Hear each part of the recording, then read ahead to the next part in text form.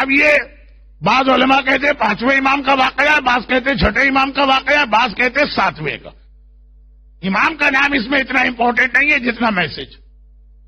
لوگوں نے کہا مولا کے پاس اب 5ویں یا 6ٹھے یا 7ویں.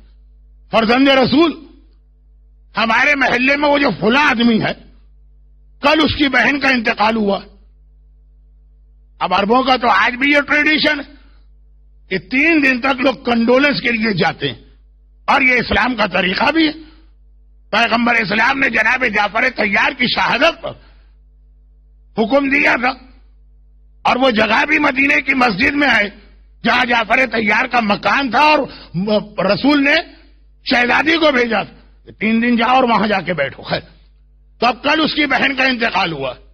آج ہم گئے اس کے پاس کنڈولنس کے لیے. گھر کا دروازہ لاک کر کے بیٹھا ہے، باہر آ ہی نہیں رہا. کنڈولنس تو عرب میں ایک ایسا ٹریڈیشن ہے اور اسلام کی ایک ایسی سنت ہے. ہم بار بار اچھا وہ ہے بھی گھر میں رہیے کہ شاید بے ہوش ہو گیا ہو، شاید مر گیا ہو، نہیں آواز بھی آتی، میں کسی سے نہیں ملنا چاہتا ہوں. امام نے سنا، کہا اچھا چلو میں تمہارے ساتھ چلتا ہوں. وہی امام کی جو اسٹریٹ ہے اسی میں اس کا مکان. امام گئے، دروازے پہ نوک کیا. اس نے ایک مرتبہ کہا کہ بھائی بہت پولائٹ وے میں ابھی کسی سے نہیں مل سکتا.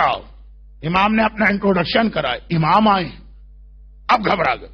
گھر کا دروازہ کھولا اور جتنا کراؤڈ کہ کل سب اس کی بہن کے جنازے میں تھے، سب نے اس کی بہن کو کندھا دیا تھا جنازے کو.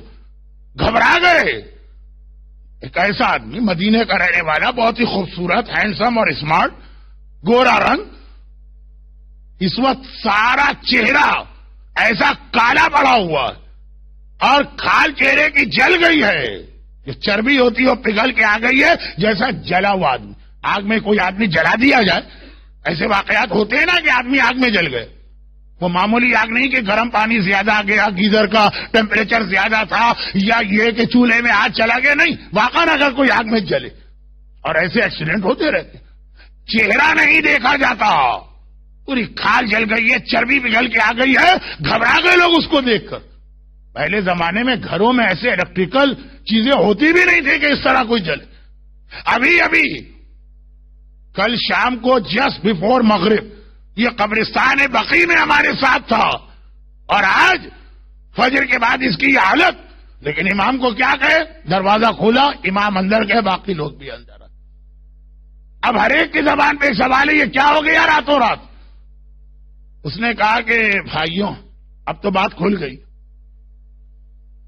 بس اس میں امام کا صرف اتنا انوالومنٹ ہے کہ امام نے اس کے گھر کا دروازہ کھلوایا، اور آخر میں جو جملہ کہا تو امام نے اسے کنفرم کیا. وہ کہتا کہ تمہیں معلوم ہے کل میری جوان بہن مری، اور میں اس کی میت لے کے چلا تو میرے ساتھ. پھر اسے میں نے دفن کیا، ہم لوگ گھر آ گئے. جب گھر آ کے میں بیٹھا، تھوڑی دیر کے بعد تقریباً مڈ نائٹ اچانک مجھے ریئلائز ہوا. پہلے دن ملا روشن ویرسی صاحب کی تقریر میں شیخ عبد الطاہر خراسانی کا واقعہ اس سے ملتا جلتا. پہلے جیسے ہی میں گھر آیا ریئلائز ہوا کہ میری بیلٹ میں، میری کمر میں ایک پاؤچ. پہلے زمانے میں روپیہ پیسہ اس کی ہینڈلنگ نہ کرنسی نوٹ تھے، نہ آج کی طرح بینکنگ کا سسٹم تھا. ہر آدمی جتنا کماتا تھا اپنے ساتھ رکھتا، اور ایک ہی طریقہ ہوتا ہے، یا اسے گولڈ میں کنورٹ کرے یا پریشیس اسٹونز ڈائمنڈ وائمنڈ خرید لے. تو اتنی سی ایک پاؤچ ہوگی، 1 ملین پاؤنڈ کی اس کی قیمت.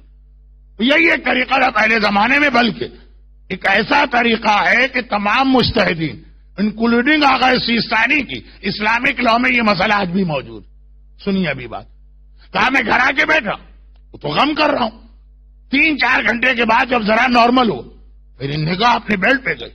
وہ پاؤچ جس میں میری ساری زندگی کی دولت 1 ملین پاؤنڈ مثلاً تھے، وہ غائب ہے. وہ گر گئی کہیں پہ. وہ تھیلی، اب میں پریشان کہ وہ کہاں گئی. اس کو بڑی احتیاط کے ساتھ، بڑی سختی اور مضبوطی کے ساتھ باندھ کے رکھا جاتا، چوروں سے چھپایا جاتا. وہ اتنے آرام سے کہیں نہیں گر سکتی. ایک ہی چیز یاد آئی، جب میں ڈیڈ باڈی کو قبر میں اتار رہا تھا اور قبر میں تلقین وغیرہ پڑھ رہا تھا اور پھر باہر نکلا، اس پروسیس میں کہیں پہ یہ تھیلی گری تھی. اب مجھے ذرا خیال بھی آ رہا کہ آواز آئی تھی مجھے اپنے پیروں سے کوئی چیز ٹکرانے کی، لیکن میت، قبرستان، چھوٹی بہن، محبت کرنے والا بھائی، اس وقت ریئلائز ہی نہیں کہ اب ریئلائز ہو رہا. اب یہ کوئی 100 200 500 پاؤنڈ نہیں ہے کہ آدمی صبر کر جائے. آج تو اتنا بھی صبر، اس پہ بھی لوگ صبر نہیں کریں گے. کوئی بھائی کا گریبان پکڑ لے گا، کوئی ماں کے اوپر جوتا لے کے دوڑے گا، کوئی باپ کو کنڈیم کرے گا. کہ مجھے ایک صاحب ابھی ریسنٹ ملے، ان کی سٹوری نہیں سناؤں گا ورنہ وقت بہت ہوگا. کہا مولانا ہمارے باپ نے اتنا ظلم کیا، ہمارے بھائیوں کو دے دیا اور ہمیں نہیں دیا. آج میں قبرستان گیا تھا، گن کے میں نے اپنے باپ کی قبر پہ 10 جوتے مارے تھے. وہ مجھ سے کہے پورے گن کے کاؤنٹ کر کے 1 2 3 4 اس طرح سنا رہے تھے، اور صرف تھوڑی سی دولت دنیا کی خاطر. اب یہ ملین پاؤنڈ. گھبرا گیا میں، برداشت نہیں ہو رہا، کس طرح سے وہ تھیلی دوبارہ لے کے آؤں. چنانچہ میں واپس قبرستان گیا، اور قبرستان جانے کے بعد یہ فقہی مسئلہ جو میں نے آیت اللہ سیستانی، کیونکہ ریفرنس ان کا میں اس لیے دیتا ہوں کہ ان کی کتاب انگریزی میں موجود ہے، اور یہ کہ مجمع کی میجورٹی ان کی تقلید میں، ورنہ یہ سارے مراجع کا ایک ہی فتویٰ کہ قبر بند کرنے کے بعد قبر کا کھولنا حرام، صرف چند جگہوں پہ اجازت اور کبھی کبھی واجب.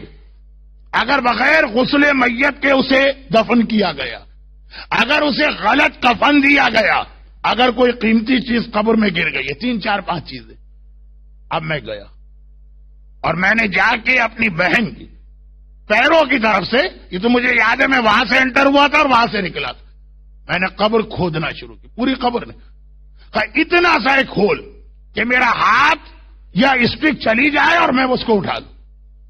ابھی 1 پاؤنڈ کا جو کوائن ہوتا اتنا بھی ہول ہوا تھا کہ جیسے وہ والکینو ایرپٹ کرتا ہے اور آگ نکلتی ہے، ایک دم قبر میں سے ایک فاؤنٹین آف فائر نکلا. آگ کیسے نکلی، 1 سیکنڈ کے لیے میرے چہرے سے ٹکرائی، میں غش کھا کے گر پڑا.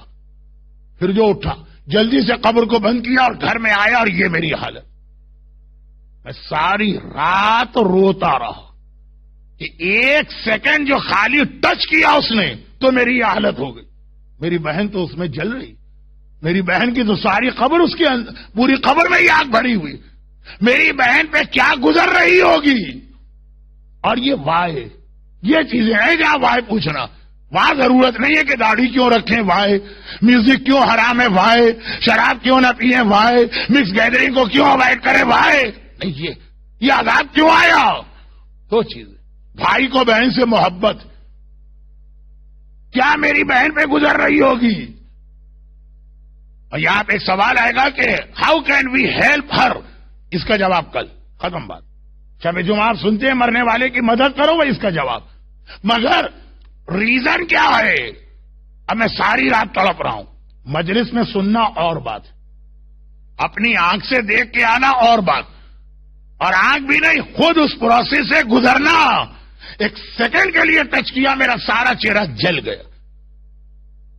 وہ تو مسلسل اس آگ میں، اور اتنے جلدی وہ آگ آئی کہ ابھی تو قبر میں اس کی پہلی رات جسٹ اسٹارٹ ہوئی ہے.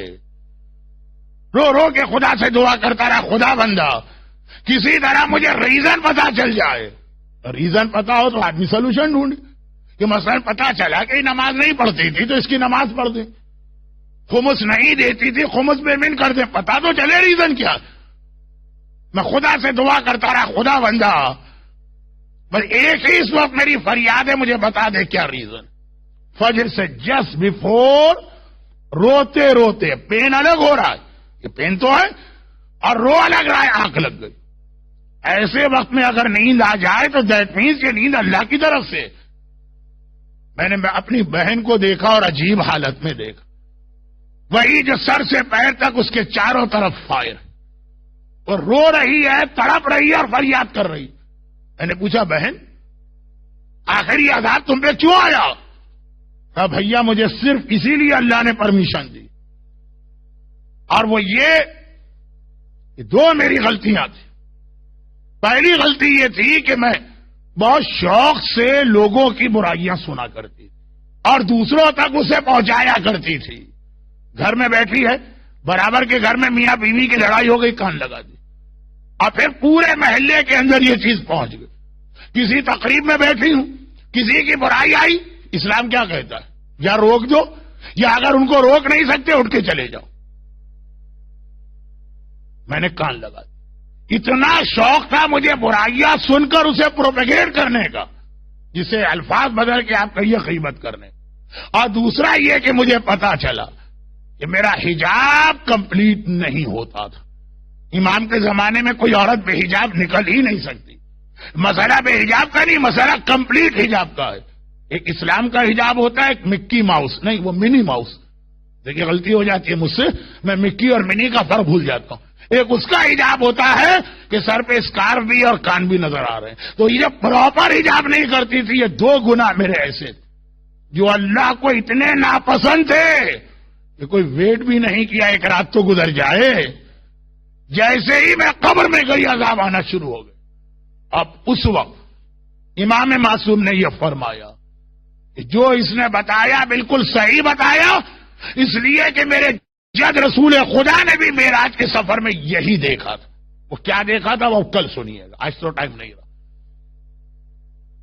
اب وہ موت کی تکلیف اپنی جگہ، وہ تو پھر بھی ہم نے سوچا کہ چلو ایک پروسیس ہے، روح نکل جائے گی پھر تو آرام آ جائے گا. نہیں، پھر یہ قبر. اور بعض ایسے گناہگار ہیں کہ ابھی قبر میں پہنچے نہیں کہ عذاب آنا شروع ہو گئے. بہت سارے گناہگار ہیں، ان کو اتنی مہلت دی جائے، اتنا ٹائم دیا جائے گا. جملہ میں 3 مرتبہ کہہ چکا ہوں اس لیے یہ بتا رہا ہوں. بعض گناہگاروں کو ٹائم دیا جائے گا، ٹھہر جاؤ. شاید اس کے گھر والے نماز وحشت سے قبر پڑھ لیں. رات ختم ہونے تک ایک ٹائم دیا جاتا ہے نا. ہم اور آپ نماز وحشت پڑھتے ہیں، مرنے والے کو بینیفٹ تو ملتا ہے نا. یہ ایسا گناہگار عورت کہ اللہ نے اتنا ٹائم لیمٹ بھی اس کے لیے نہیں رکھا. رحمتک یا ارحم الراحمین وصلی اللہ علی محمد وآلہ الطاہرین.